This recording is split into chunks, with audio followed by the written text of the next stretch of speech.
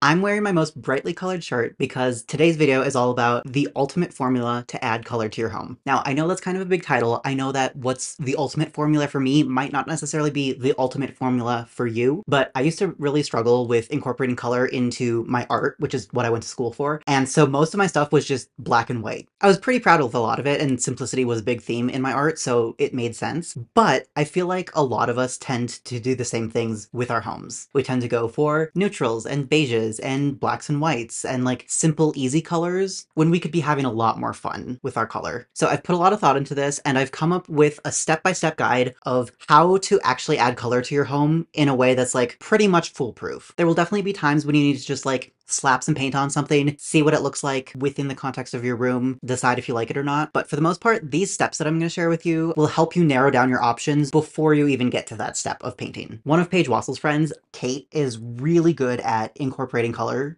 And so that's where I've drawn a lot of my inspiration from, as well as obviously Pinterest. And she's got a new paint color consultation business, so I'll link that below if you need a little extra help. If you're new here, my name is Medora. I use they, them pronouns, and I make videos about home design for girls, gays, and theys. If you want to see more videos like this, make sure to do all of the algorithm things that will tell YouTube to show you my videos. And with that, let's get into the ultimate formula to add color to your home.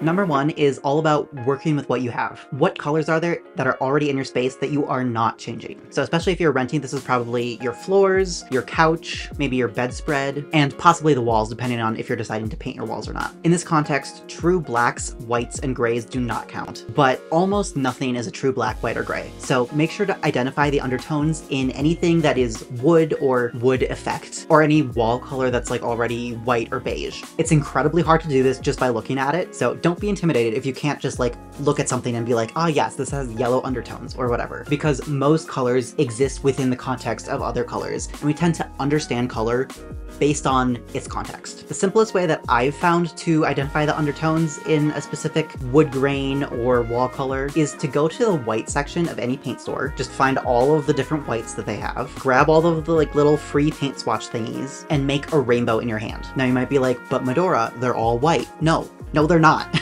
Go do this, pick up the little paint swatches, find one that has red undertones, find one that has orange undertones, find one that has yellow undertones, etc. Make a whole rainbow. You will very clearly be able to see once they're all next to each other that they have very drastically different undertones, even if it didn't look like that in the display. Bring those paint samples home and hold them up next to whatever the thing in question is. You might have to do it one at a time, you might have to do it all at the same time, you might have to like narrow it down to like 2 or 3 at a time. This part should be pretty intuitive as long as you're like a sighted person who isn't colorblind. When you're working with wood tones, usually the undertones will be red or yellow. Sometimes it's orange if it's more neutral, but sometimes it leans a little bit more purple. You know, usually you don't get green or blue undertones, but like sometimes, especially if it's like beetle kill wood or something, there's a whole variety. And I believe in you to figure it out. Once you've identified these undertones, make sure to write them down so you don't forget. And then we're gonna move on to number 2, which is to pick out colors that actually go well with these existing colors.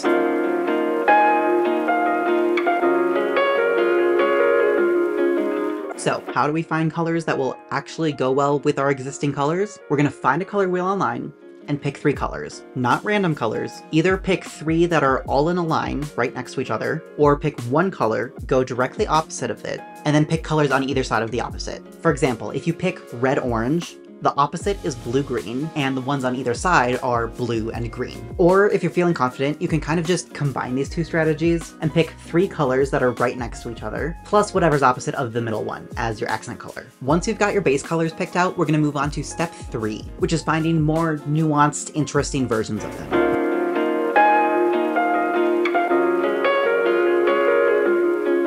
You might end up deciding to make these colors darker or lighter, more or less saturated, or finding warmer or cooler versions of that color. I'm gonna link the Adobe color palette generator below, but you can really use anything that has a color picker on it. Although the Adobe one does have a whole separate generator specifically for accessibility with color blindness, so I think that's pretty neat. If you're anything like me, you probably really love color, but when you come home, you don't want it to look like you're stepping into the Pee-wee Playhouse, right? You want a more subtle, nuanced, sophisticated version of color, and the way to get that is to make the colors darker than you think and significantly less saturated than you think. Individually, the colors will probably just look like mud on your screen while you're playing around with the colors, but when you start to pair different colors together, you'll start to see the undertones communicate in a really neat way. And instead of just looking like various shades of like brown and green and gray, you can actually start to like curate a much more cohesive palette this way. This is probably the step that will take the most amount of time because a lot of it is really just trial and error. Unless you're like really intuitively good at color theory, which you're probably not if you're watching this video, you'll really just have to play around and see what works. There might be some versions of red-orange that look good with some versions of blue and green, but other versions might look a little, questionable. You might end up with a few different color palettes that you like, or you might not end up with anything, and both of those are okay. If you need to, you can always start over, try it a different day. Sometimes you just need a well-rested brain and a fresh set of eyes to like look at the colors and see what's happening. And like I said, that's fine. This step is all about experimenting and seeing what you like. Once you've picked out your colors, make sure to write down the little 6-digit hex code thingy that you'll find on the Adobe website. And also make sure to write down which color is which hex code. I would recommend putting these hex codes along with any other inspiration that you have for your space into a Millinote board. Not sponsored, but they should be, because you can drag and drop a color swatch right onto there with the hex code. You can then take that on the app on your phone to the paint store, you can show them the hex code, and they can color match it for you. Okay, correction. A quick Google search says that Home Depot can do it, but a lot of people on Reddit are saying that even Sherwin-Williams can't do that because of like high turnover and employees not being trained well or whatever, which really just means they're not paying their employees enough. But anyways, just call ahead and ask to speak to the paint department to see if they can use hex codes. And when you do go, make sure to bring a visual of the color, like in your Millinote mood board, and all of the other colors in your room, you know, for context, so that you can pick the closest color from the paint swatches if necessary. Also, I added a couple other links in the description that apparently help convert hex codes into paint. So on Easy RGB, select match color data to commercial colors, and then pick the HTML option. And it'll give you all sorts of specific color swatches from specific brands that you can then take to the paint store and have them look up. Or you can do the exact same thing, but much easier and quicker with Encyclorpedia, which has a much easier interface. Easy RGB just gives you more options if you're like a digital color nerd. Now granted, I would recommend doing this with samples first and get the one that you want, and then also just try some that are like slightly different, because the way that something looks on a computer screen and the way that something looks on your wall with the natural light coming in will be different. It'll be different in every home. But the nice thing about colors is that they're not quite as finicky as whites and beiges are. It can be surprisingly easy to pick the wrong undertone of white paint for your walls, but I think at least in this context, choosing a paint color for your wall that is a color rather than like some shade of white is a lot easier because you have a much wider range of color, and usually you'll have a little bit more of a specific idea of what you want. So it'll be a lot easier to like narrow down when you're actually looking at the paint samples at the paint store. Now that you've picked out the final colors, you need to decide where those colors are going to go.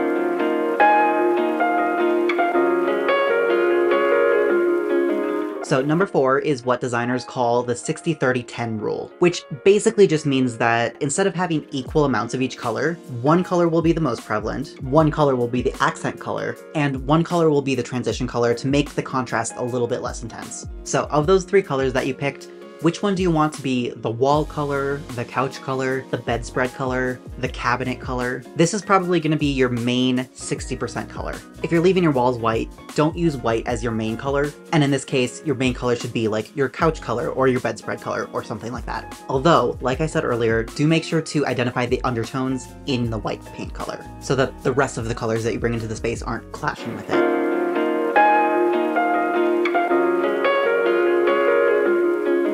Number 5 is picking the accent color. So this is going to be your 10% color, and this is perfect for like a really good accent pillow, maybe some flowers, a wall sconce, some art, a towel, something like that. This is going to be your little pop of something unexpected, and this will most likely end up being the color opposite to the middle one of the 3 that are right next to each other. Although again, you can play around with this and it'll be slightly different in every situation depending on what things you already have and what space you already live in and all of the things that go into decision making, which is a lot more than I can get into in a video just about color. At this point, number 6 should be pretty easy because number 6 is just picking out the 3rd and possibly 4th color if you had 4 colors in there.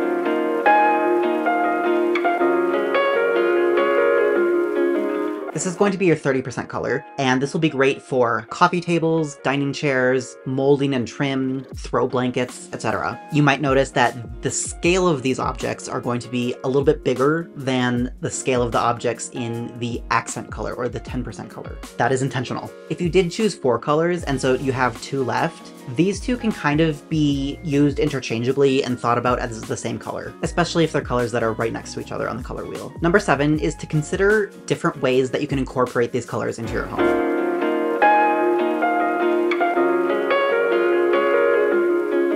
Maybe you were initially thinking of painting the walls, but maybe that sounds like a little bit too much work. So you'll just get like a bedspread for your bedroom and call it a day. Remember that not everything needs to be one of these colors. This is just like the starting point for the main color scheme that you will see when you like first enter a room. You're allowed to have little tchotchkes sitting up on your fireplace mantle. That's fine. You're also allowed to just have white walls and wood furniture and virtually no color. That's okay. I'm guessing if you clicked on this video, you want to incorporate more color into your home, but just because that's starting to become more trendy now, especially with the rise in home design content and content that is filmed in people's homes on TikTok and YouTube and Instagram and everything. Having more colorful, punchy spaces that are easily recognizable is part of a creator's brand. And in order to stand out, a lot of people will make home design decisions based very specifically on what you can see on a tiny little screen, rather than what it's like to actually live in there. So I just wanted to take that moment to say, you do not have to incorporate color in a big loud way, right? You can do it in a very subtle way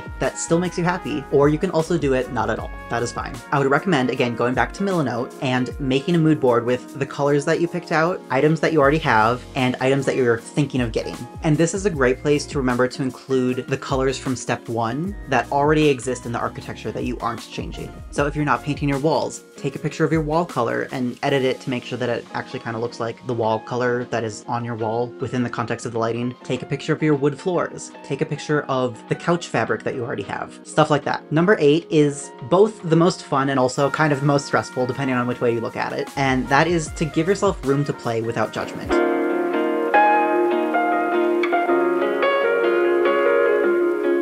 Sometimes it can be really overwhelming to feel like I need to make a decision on this thing right now, and in most cases you don't. It's not that serious, it's not life or death. Just trust your gut about what feels right, and if you end up hating it later down the road, you can change it. Sure, it can cost money to change, but again, it's not an irreversible life decision. So just remember that it's not that serious, and try to just lean into the fun aspect of this, because if you're watching this channel, you probably enjoy interior design, and you don't want to be stressed about it.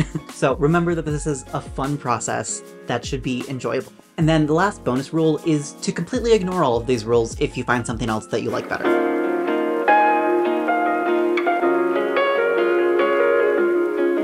Like I said, it's not that serious, do what feels right, and you'll be fine. If you found this video helpful and you want to either support this channel or get live one-on-one design sessions with me, go over to patreon.com/medorakia. Bye!